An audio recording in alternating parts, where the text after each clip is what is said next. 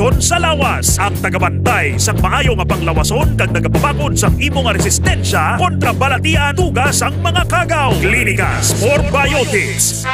Ginapakilala ang bago nga produkto sa merkado para sa aton kabataan. Memory Advanced Syrup. Ini ay isa kang Eurobiotic syrup nga nagabulig sa paglimpyo sa mga nagahalit sa panghunahuna sang aton kabataan. Nagabulig kayo sang neurological disorder. Nagabulig improve sang ila panghunahuna. Naga-increase sang serotonin. Kag para mapabili ng healthy brain alertness and presence of mind sa school sang aton kabataan. I-Memory Advanced yan. Memory Advanced Syrup. Bawakal sa mga butika. Sa mga suki namon sa Klinika de Alternativo Medicina and Wellness Center ni Dr. Ramil Uy, good news! Bangod sarang na kamo nga makapakonsulta sang libre. Libre? Libre!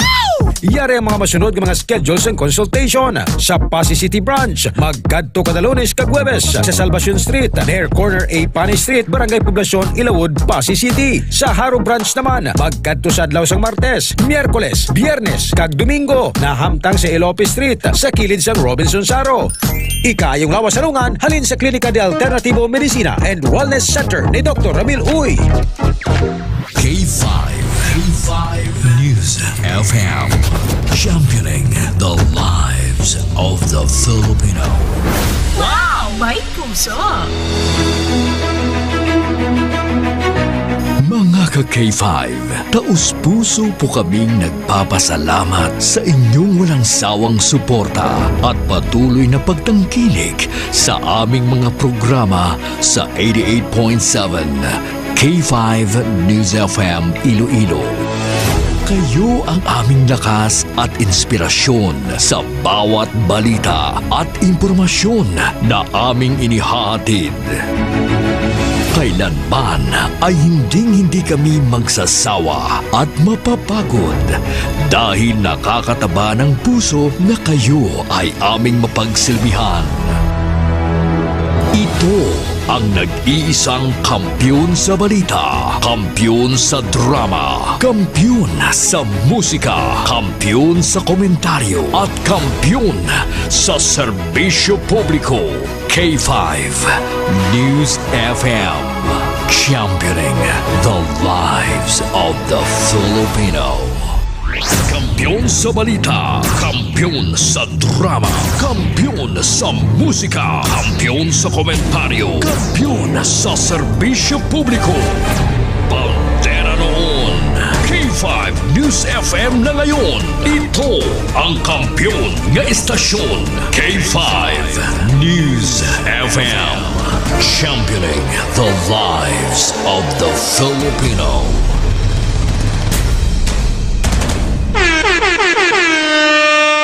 Oras sa K5 News FM, Philippine Standard Time, alas 7. D3 Bio Evening Newscast. The latest and the most comprehensive news of the day. Dito lang mapapakinggan sa D3 Bio Evening Newscast. Mga naglalakihang mga balitang lokal, balita mula Luzon, Visayas at Mindanao, mga balita sa labas ng bansa, balitang sports at mundo ng showbiz. D3 Bio Evening Newscast. At ngayon, narito na ang inyong K5 News Team. K5 Sunny Sarabia Punay at Karen Padilla. Maayong gabi Iloilo, magandang gabi Pilipinas, good evening world.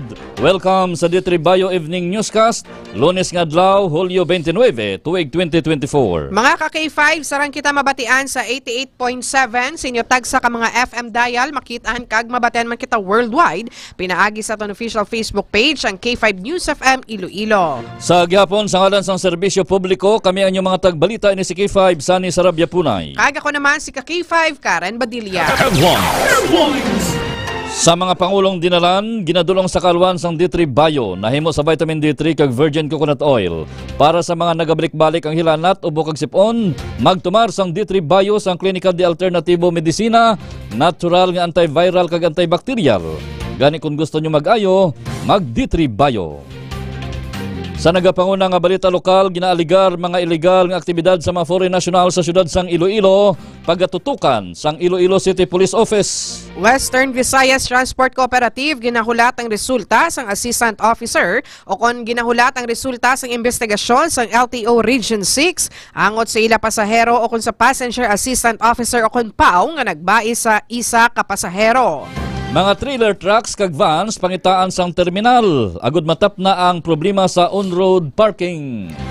Barangay officials sang Mansaya sa distrito sang Lapuz mag-file sang kaso batok sa mga sospetsado nga nagkastigo sa isa ka barangay tanod. Samtang sa ato nagapanguna nga balita nasyonal,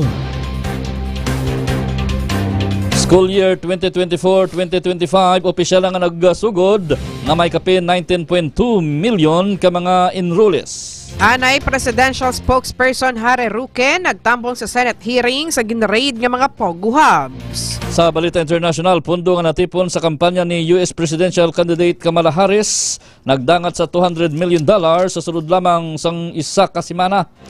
Kahit para naman sa balitang sports, Ira Villegas abansa na sa round 16 matapos ginlutos ang kasumpong nga Moroccan boxer sa 2024 Paris Olympics. Kag sa aton nga man nga balita sa patag sang entertainment, Alden Richards nagabot na sa Canada para sa taping sang ila pelikula.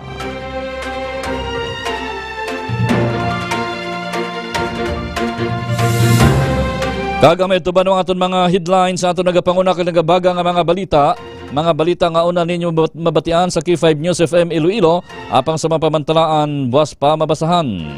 Philippine Standard Time alas 6:10. Kagkaron sa detalye na sa aton mga balita. Balitang lokal. Ang masunod ng mga balita lokal nga inyong mabatian, igadulong sa kalwan sang Klinika DTX Coffee Mix with Ampalaya Chia Seeds and Sugared Sugarcane Extract Powder. Para sa may mga diabetes o kunyara na sa bibi sang pagka-diabetiko nga bawal na mag-inom, sang kape nga puro lang kalamay.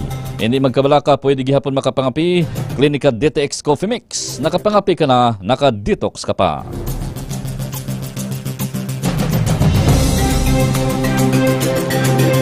Sa detalye na sa aton mga balita lokal, pagatutukan sang Iloilo City Police Office o kon ICPO ang ginaaligar illegal nga mga aktibidad sa mga foreign national sa syudad sang Iloilo. Sa interview sang K5 News FM Iloilo kay Police Colonel Kim Ligada, Director sang ICPO, magakoordinar sila sa NBI kag sa iban pa nga mga ahensya sang gobyerno.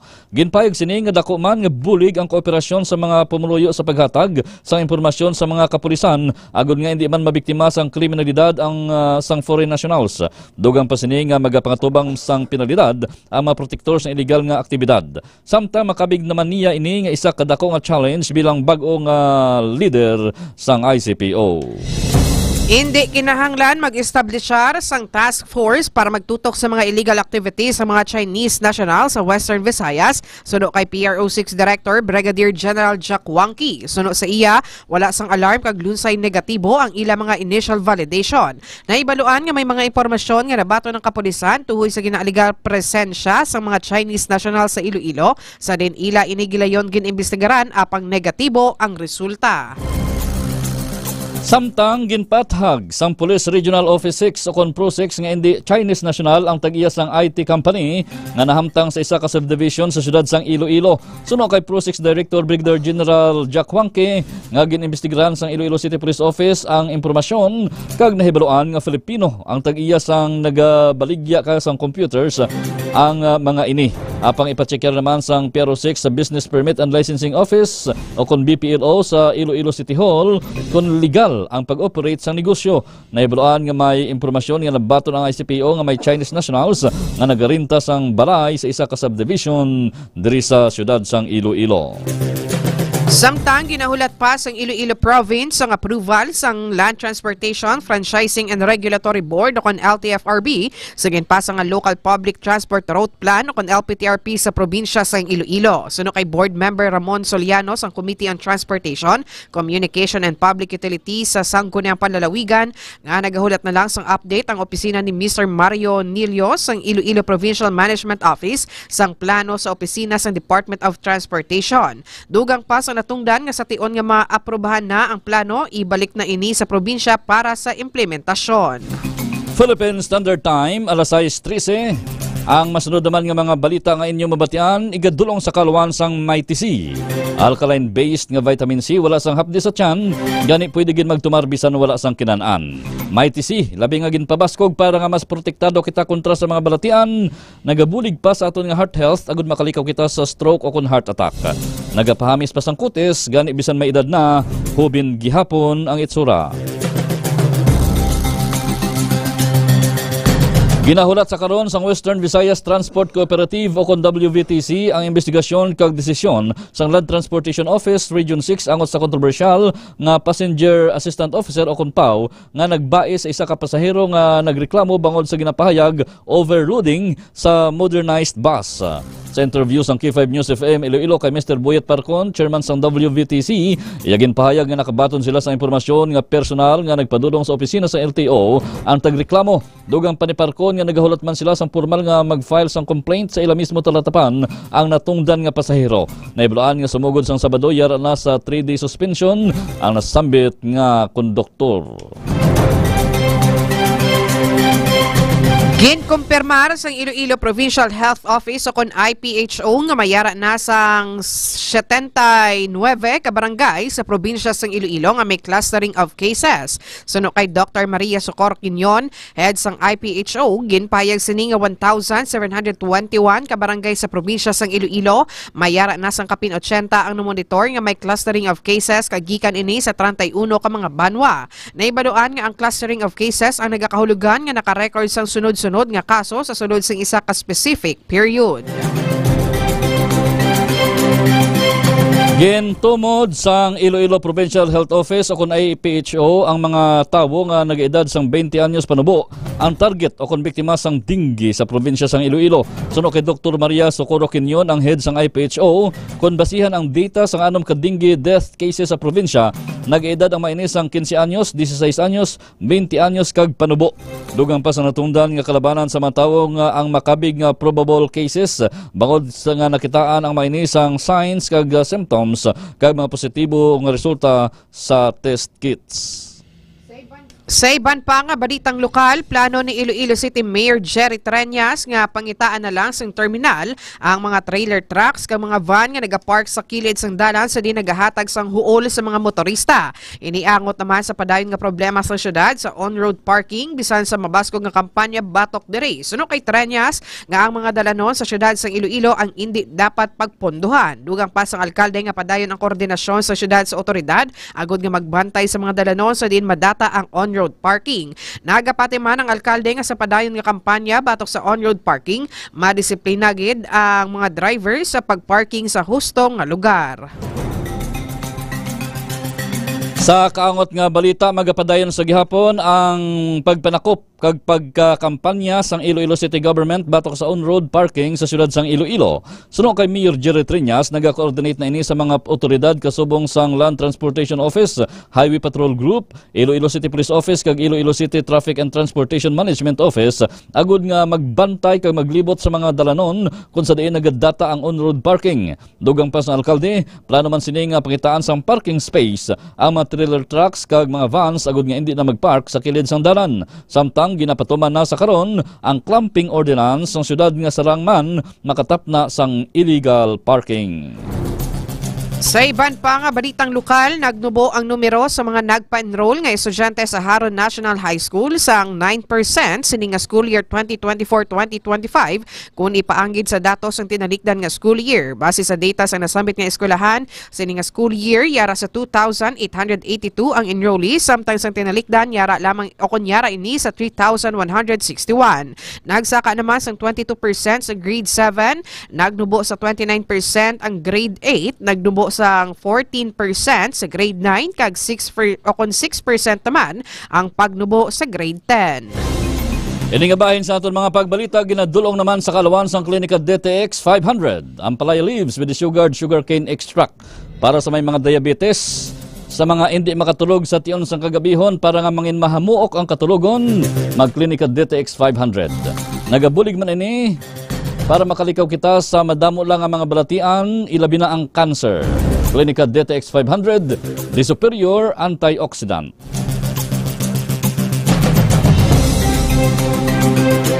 Nagnubo ang numero sa enrolled learners sa Haro 2 Elementary School sining school year 2024-2025 kung ipaanggid sa nakaligad nga school year. Sa interview ng K5 News FM Iloilo kay Dr. Mario Mediavilla, Principal 3 sang nasamit nga bulutuan, sa tinalikdan nga tuig yara sa masubra 750 ang enrolled nga mga estudyante, apang sa karon yara lamang ini sa 668.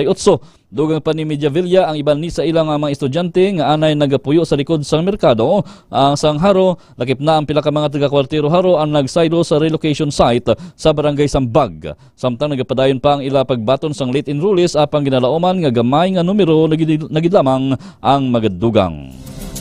Sa katapusan nga balitang lokal, mag-file sang kaso ang mga barangay official sang Mansaya, Lapuz batok sa 3 ka mga persona nga nagkastigo sa isa ka tanod sang nasambit nga barangay. Sa interview sang K5 News FM Iloilo kay punong barangay Rico Horteliasa, kaso nga direct assault upon person in authority ang ilay pasaka batok sa mga suspect nga karon nakilala na. Suno kay Horteliasa, ginpark ni alias Jennifer ang salakyan sini sa bakante nga lote bangod nag-assist ini sa lubong sang bata sa isa ka barangay Kagawad. Bangod nga yara sa impluwensya sa makahulubog nga ilimno ng mga suspect, nagbinaisay ang mga ini, tubtob nga ila ginsumbag kagin lampusan sang botilya si alias Jennifer. Gilayo naman nga nadakpa ang mga suspect pinaagi sa hot pursuit operation kag tingwaan sa karon sang barangay nga ma-file subong nga adlaw ang amo nga kaso. Balitang National.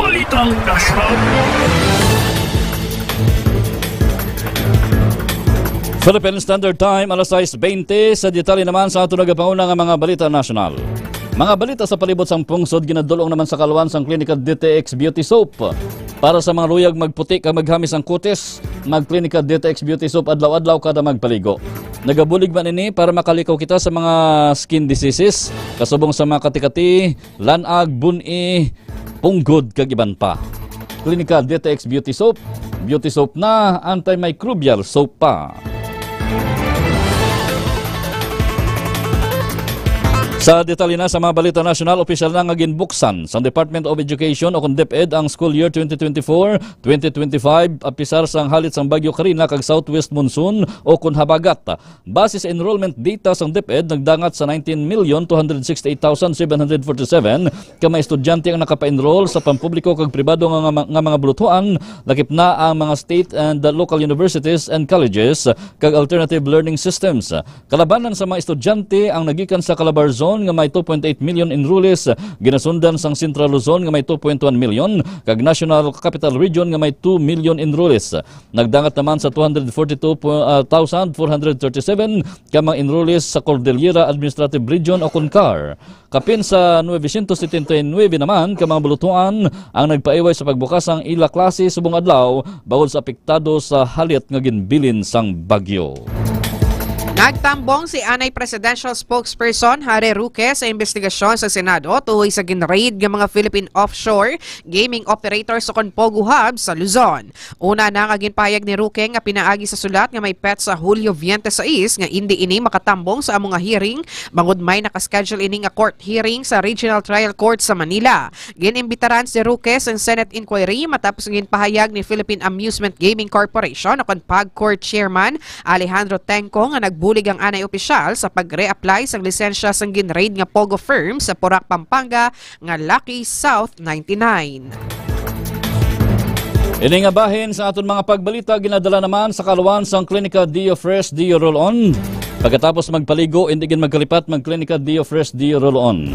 Para nga pres kagihapon ang pamatyagan sa bidog nga adlaw, naghatag sang 48-hour protection kontra sa bahong balhas. Klinika Dio Fresh, the natural Dio Roll-On.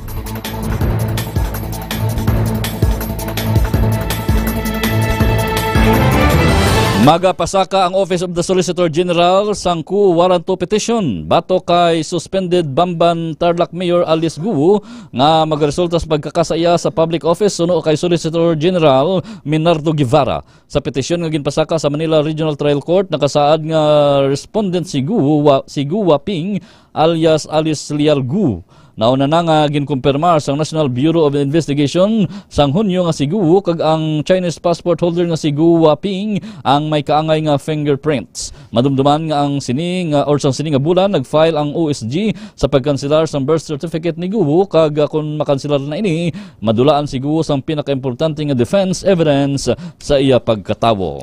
Sa katapusan nga balitang national, ginkumpirmar sang Philippine Coast Guard nga nagatagas ang industrial fuel oil sang cargo tank sang MT Terra Nova nga naglugdang sa Bataan. Sunod sa divers sang Harbor Star, ang salvor nga naka-charter sa Terra Nova, siyam ka tank valves ang nagalik. Padayon naman nga ginamonitor sang Harbor Star divers sa siyam ka mga valves sa diin magatapos lamang ang pila ka operasyon sa tion nga makumpirmar nga wala na sang link sa industrial oil fuel. Nahibaluan nga may dala sang 1.4 million liters ang industrial fuel oil ang amo nga oil tanker. Balita International.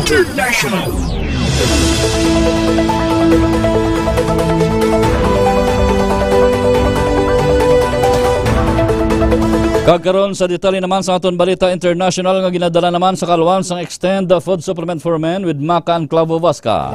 Para sa perimilang ginakapoy, mag-extend the food supplement para sa ekstra nga kusog. Kag ekstra nga kabakod, nagapadali pa kag nagapahapos sang ilig sang aton dugo o kon blood circulation. Gani mag-extend the food supplement na para sa mga kalalakian kag pwede man sa mga kababainhan.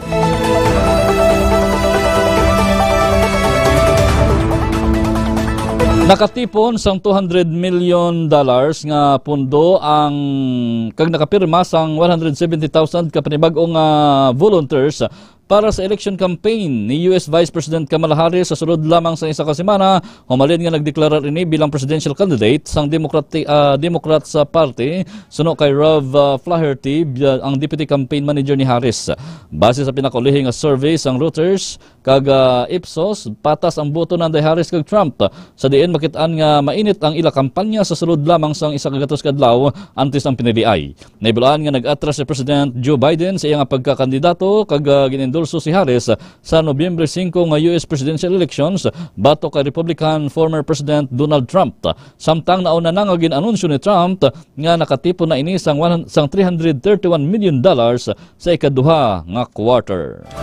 Sa katapusan nga balitang international, ginpasigurado sang pungsod Israel nga mabalo sa mga ini matapos ang rocket attack gikan sa Lebanon nga ginkamatay sang 12 ka individual sa Golan Heights. Suno kay Israeli Defense Minister Yoav Gallant, ini ang pinakagrabe o kunang ini ang pinakatuman nga pagpangatake sa mga sibilyan sa Israel sugod sang pagpangatake sang Hamas atong Oktubre sang tinalikdan nga tuig. Dugang pa sang Israel ang Hezbollah group nga gikan sa Lebanon amo ang sa likod sang pagpalupad sang Falak 1 Iranian rockets. Ginpanginwala naman sang Hezbollah nga sila ang sa likod sang nasabit nga pagpangatake kag wala man ang mga ini sang kahilabtanan sa amo nga kinagamo. Balitang Sports.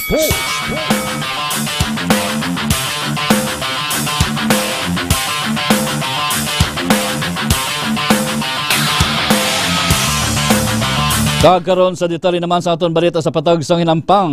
Ginadulong sa kalwan sang klinika Spur Biotics with 80 billion CFU sang good bacteria o kon probiotics. Para sa nabudlayan magpamuhin, magklinika Spur Biotics. Nagabulig man ini tinlo sa aton tiyan kag kolon, agud makaliko kita sa mga balatian ilabi na ang colon cancer. Klinika Spur Biotics.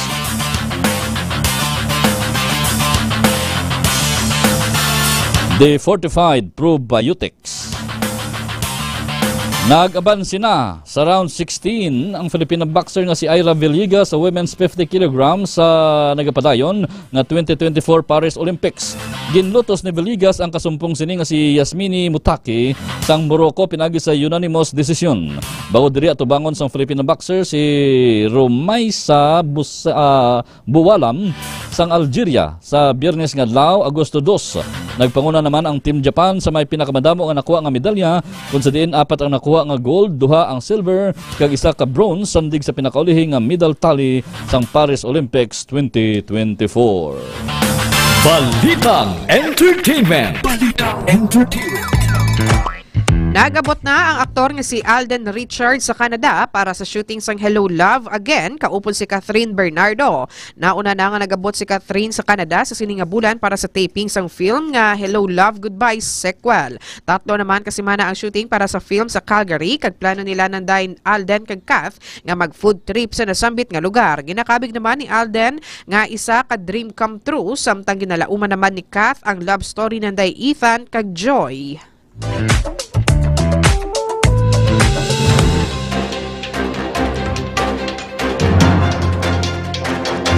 Samtang sa ato naman pinakamaayo nga balita sa 1 Peter 5:10 nagasiling, malipot lang nga tion ang inyo pag-antos. Pagkatapos na, ang Dios amo ang magabulig sa inyo agon wala sang kulang sa inyo nga kabuhi. Kaga siya ang magapalig-on kag magapabaskog sa inyo. Kay siya ang ginhalinan sang tanan nga pagpakamaayo kag ginpili niya kamo agud makaambit man kamo sang iya wala si katapusan nga gahom kag dungog pinagi sa inyo paghiusa kay Kristo. Philippine Standard Time, alas 6:29. Kagamay ito ba ang kabugusan sa ato nagapanguna nga mga balita sa D3 Bayo Evening Newscast. Mga ka-K5, mahimo i-like kag i-follow ang amon official Facebook page, ang K5 News FM Iloilo. Bantayan ang mga programa sa K5 News FM Iloilo sa gabi, alas 7 tubdob alas 9, ang palatuntunan Funpal, upod kay K5 Troy Tisoy. Alas 9:30 tubdob alas 10, ang aton matahom nga drama Rihas, kag alas 10 tubdob alas 12, ang palatuntunan K5 Night Watch, upod kay K5 June Kapulot. Sa ngalan sang bugos nga puwersa sang K5 News Center. Sa gihapon, sa ngalan sang serbisyo publiko, kami ang inyong mga tagbalita. Si K5 Sani Sarabia Punay. Kag ako naman si ka-K5 Karen Badilla. Para sa kampiyon nga balita, serbisyo publiko kagalingawan sa Iloilo, K5 News FM. Kampiyon sa balita. Kampiyon